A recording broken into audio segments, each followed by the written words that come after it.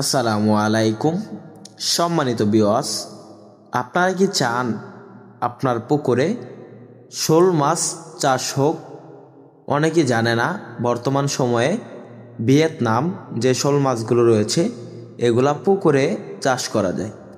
তো চাষি ভাইরা, আপনারা যদি বাণিজ্যিকভাবে কালচারের জন্য চাষ করতে চান শোল মাছ, তাহলে একটি লাভজনক প্রতিষ্ঠান হিসাবে আপনার ব্যবসাটি প্রাধান্য পাবে।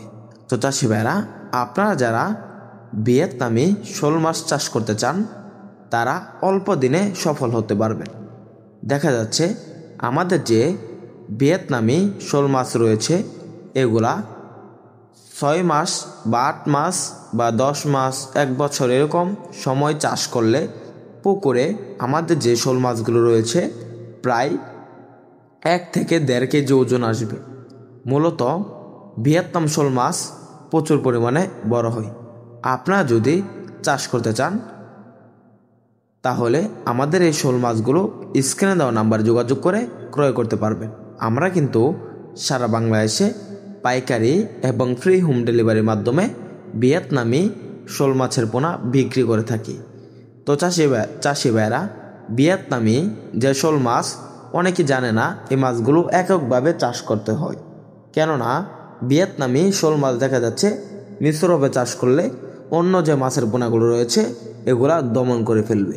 তো চাষি ভাইরা, আপনারা যদি ক্যাটফিশ জাতীয় মাছের সাথে চাষ করতে চান ভিয়েতনাম শোল, তাহলে চাষ করতে পারবেন দেশি শিং, দেশি গুলশা, দেশি ট্যাংরা এগুলোর সাথে।